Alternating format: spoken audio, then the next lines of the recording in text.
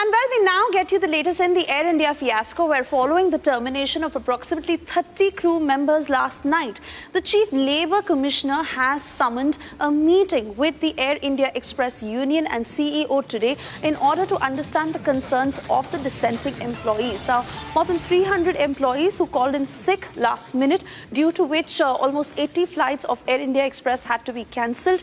This matter snowballed as Air India last night took the decision to sack, or rather terminate, the contracts of senior crew employees and more than 30 of the Air India Express employees whose contracts stood terminated.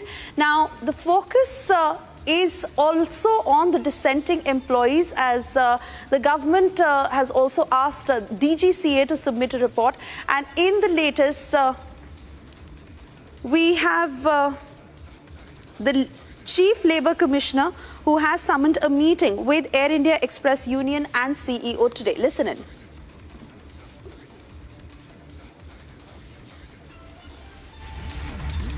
All right, I'm being told that Akil joins us live on the story. All right, I beg your pardon. It is Saqib and not Akil who is joining us live from the Republic newsroom to give us a sense of what next it is for the Air India Express management, because Saqib, we understand that this is the Chief Labour Commissioner who has now sought a meeting not just with the Air India Express Union but also with the CEO, primarily wanting to understand both sides of the story.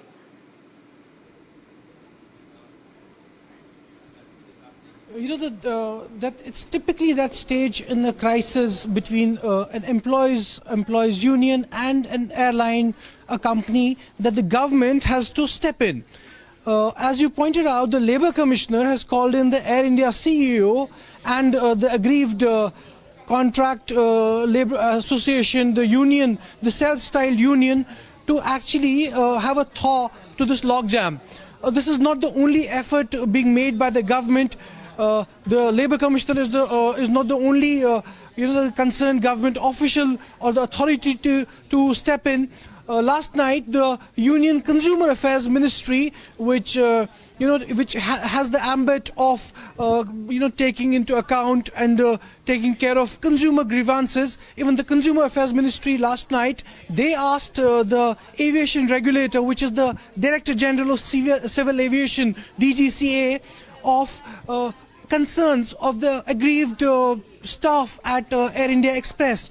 The Consumer Affairs Ministry last night asked the DGCA to give its inputs as to what has really caused the inconvenience to passengers, to hundreds of passengers who are waiting at airport lounges, at airport terminals.